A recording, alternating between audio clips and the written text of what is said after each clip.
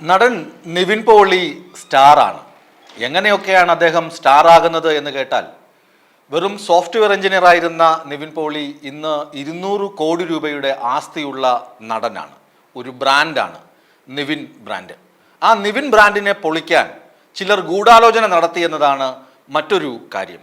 ഞാൻ പറഞ്ഞു വരുന്നത് നിവിൻ പോളിക്കെതിരെ ഉയർന്ന ലൈംഗിക പീഡന ആരോപണമാണ്.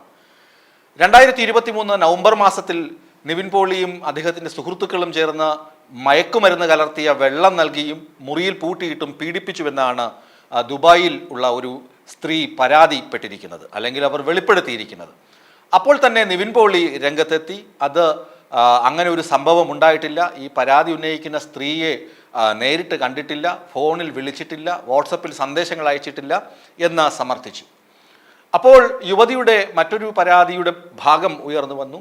നിവിൻ പോളി അവരുടെ മൊബൈലിലേക്ക് വൈറസ് ഉള്ള മെസ്സേജുകൾ അയക്കുന്നു, എന്നിട്ട് ആ വൈറസ് മൊബൈൽ ഹാക്ക് ചെയ്യുന്നതിന് ഉപയോഗിക്കുന്നു. മൊബൈൽ ഹാക്ക് ചെയ്ത ശേഷം മൊബൈലിലെ ഡിവൈസുകൾ, അതായത് ക്യാമറ പോലുള്ള ഡിവൈസുകൾ ഓണാക്കി അതിലൂടെ ദൃശ്യങ്ങൾ പകർത്തുന്നു, സ്വകാര്യ ദൃശ്യങ്ങൾ പകർത്തുന്നു, ബെഡ്റൂം ദൃശ്യങ്ങൾ പകർത്തുന്നു. ഇങ്ങനെ പകർത്തിയ ദൃശ്യങ്ങൾ വെച്ച് ബ്ലാക്ക് മെയിലിംഗ് നടത്തുന്നു എന്നാണ് പരാതിയുടെ മറ്റൊരു വശം.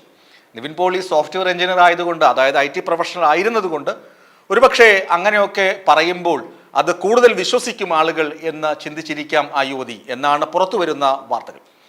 മറ്റൊരു ആരോപണം, നിവിൻ പോളി മാത്രമല്ല, നിവിൻ പോളിക്കൊപ്പം ഉണ്ടായിരുന്ന നിർമ്മാതാവ് സുനിലും ഒക്കെ ചേർന്നിട്ടാണ് പീഡനം നടത്തിയത് എന്നൊക്കെയാണ്. ഇവർക്കെതിരെ പോലീസിൽ പരാതിപ്പെടുകയും പോലീസ് FIR ഇടുകയും ചെയ്തിട്ടുണ്ട്. നിവിൻ പോളി അതിന് കോടതിയെ സമീപിക്കുന്നുണ്ട്. അതുപോലെ തന്നെ DGPക്കും പരാതി നൽകിയിട്ടുണ്ട് ഗൂഢാലോചന കേസിൽ. നിവിൻ പോളി ഒറ്റയ്ക്ക് വളർന്നു വന്ന നായകൻ എന്ന് പറയാൻ കഴിയില്ല. അദ്ദേഹത്തിൻ്റെ സുഹൃത്തായിരുന്നു വിനീത് ശ്രീനിവാസൻ. വിനീത് ശ്രീനിവാസൻ്റെ സിനിമകളിലൂടെയാണ് നിവിൻ പോളി രംഗപ്രവേശനം ചെയ്തതും വളർന്നതും.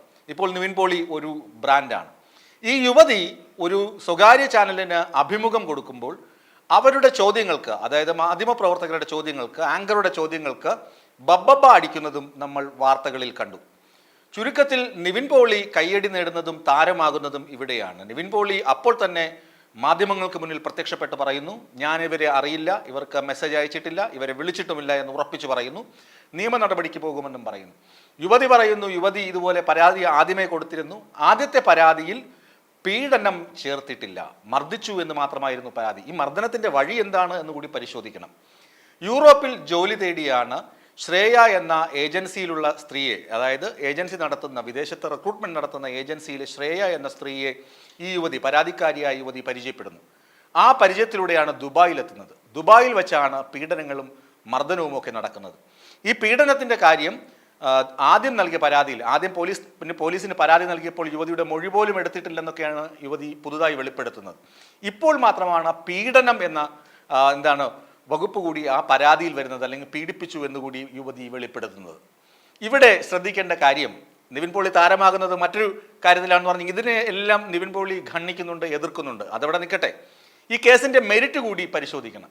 എൽദോസ് കുന്നപ്പള്ളി MLA നമുക്ക് നന്നായിട്ട് അറിയാം. അദ്ദേഹത്തിനെതിരെ ഇതുപോലെ ഒരു ലൈംഗിക പീഡന ആരോപണം ഉയർന്നിരുന്നു, പരാതി വന്നിരുന്നു. അതിനകത്ത് ആ എൽദോസ് കുന്നപ്പള്ളിക്ക് മുൻകൂർ ജാമ്യമൊക്കെ നൽകിക്കൊണ്ട് കോടതി നിരീക്ഷിച്ചത് ആ യുവതി നൽകിയ പരാതിയുടെ ഘടനയാണ്. യുവതി ആദ്യം നൽകിയ പരാതിയിൽ പീഡനത്തെക്കുറിച്ച് പറഞ്ഞിരുന്നില്ല. അവർ പറഞ്ഞത് ഇവർ പരിചയക്കാരാണ്, 5 വർഷത്തോളം സുഹൃത്തുക്കളാണ്, പലതവണ പരിചയം സൗഹൃദത്തിലേക്കും അത് ശാരീരിക ബന്ധത്തിലേക്കുമൊക്കെ വളർന്നിട്ടുണ്ട്, പരസ്പര സമ്മതത്തോടു കൂടി ലൈംഗിക ബന്ധത്തിൽ ഏർപ്പെട്ടിട്ടുണ്ടെന്നൊക്കെ അന്ന് ആ പരാതിക്കാരി പറഞ്ഞിരുന്നു. പിന്നീടാണ് എൽദോസ് കുന്നപ്പള്ളി ഇവരെ സമ്മതമില്ലാതെ ലൈംഗിക ബന്ധത്തിൽ ഏർപ്പെട്ടു എന്ന് പറയുന്നത്. അതുതന്നെയാണ് പീഡനത്തിൻ്റെ സെക്ഷനിൽ പെടുത്തുന്നത്. അപ്പോൾ 2ാമത്തെയും 3ാമത്തെയും മൊഴികളിലൊക്കെയാണ് പീഡനം വരുന്നത്. അങ്ങനെ മൊഴികളിലെ വൈരുദ്ധ്യം, പിന്നെ ഈ അതിജീവിതകൾ എന്ന് പറയുന്ന ആളുകൾ ടെലിവിഷനിൽ നടത്തുന്ന പ്രഖ്യാപനങ്ങൾ, കോടതിക്ക് വേണ്ടത് പോലീസിന് കൊടുക്കുന്ന മൊഴി, അതുപോലെ മജിസ്ട്രേറ്റിന് കൊടുക്കുന്ന രഹസ്യമൊഴി, ഇതിൻ്റെ മെരിറ്റ് പരിശോധിച്ചിട്ടാകും കോടതി ഒരു നടപടിയെടുക്കുക. അപ്പോൾ തീർച്ചയായും ഡിജിറ്റൽ രംഗത്ത് വരുന്ന, അതായത് മാധ്യമങ്ങൾക്ക് നൽകുന്ന മൊഴികൾ എപ്പോഴും ഈ ആരോപണ വിധേയരും അതിജീവിതകളും ഒക്കെ ശ്രദ്ധിക്കാതെ പോകും. ഈ മീഡിയയിൽ വരുന്ന മൊഴികളും പ്രാധാന്യമുണ്ട് കോടതിക്ക് മുന്നിൽ.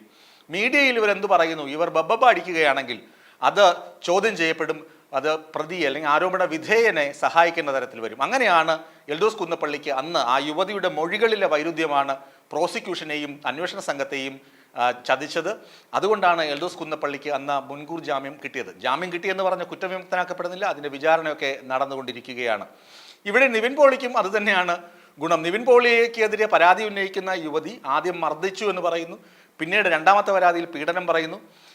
അതിനേക്കാൾ രസകരം മറ്റൊന്നാണ്, യുവതിയുടെ ഭർത്താവ് നവംബറിലാണ് ഈ പീഡനങ്ങൾ നടന്നതെന്നാണ് യുവതിയുടെ പരാതിയിൽ പറയുന്നത്. എന്നാൽ യുവതിയുടെ ഭർത്താവ് അതേ വർഷം തന്നെ, അതിന് മുമ്പ് തന്നെ, അതായത് 2023 മെയ് മാസം, അതായത് 2023 മെയ് മാസം 17-ാം തീയതി ഒരു FB പോസ്റ്റ് ഇട്ടു, തൻ്റെ ഭാര്യ പീഡിപ്പിക്കപ്പെട്ടു എന്ന്. അത് വളരെ വ്യക്തമാണ്, അതിൽ നിന്ന് വളരെ വ്യക്തമാണ് ഇവിടെ എന്തൊക്കെയോ ചീഞ്ഞു നാറുന്നുണ്ട്. ഈ പരാതിക്കുള്ളിൽ തന്നെ എന്തൊക്കെയോ ചീഞ്ഞു നാറുന്നുണ്ട്. ഇത് ആരുടെയൊക്കെ ഗൂഢാലോചനയുടെ ഫലമാണ് ഈ പരാതി എന്ന നിവിൻ പോളിയുടെ വാദത്തിനാണ് ശക്തി കൊടുക്കുന്നത്. അതുകൊണ്ടാണ് ഞാൻ പറഞ്ഞത് നിവിൻ പോളി ശരിക്കും താരമാണ്.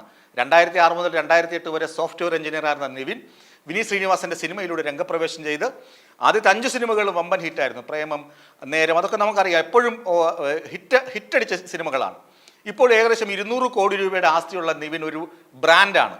ആ ബ്രാൻഡിനെ പൊളിക്കാൻ ആരോ ചെയ്യുന്ന ഗൂഢാലോചനയുടെ ഫലമാണ് ഈ കേസെന്ന് തെളിയിക്കപ്പെടുന്ന, അല്ലെങ്കിൽ കേസെന്ന് നമുക്ക് വാദിക്കാൻ പറ്റുന്ന സംഭവങ്ങളാണ്. ഒന്ന്, യുവതിയുടെ മൊഴിയിലെ വൈരുദ്ധ്യം. യുവതി പീഡിപ്പിക്കപ്പെട്ടു എന്ന് പറയുന്നതിന് മാസങ്ങൾക്ക് മുമ്പ് തന്നെ യുവതി പീഡിപ്പിക്കപ്പെട്ടു എന്ന് പറഞ്ഞ അവരുടെ ഭർത്താവിൻ്റെ FB പോസ്റ്റ്.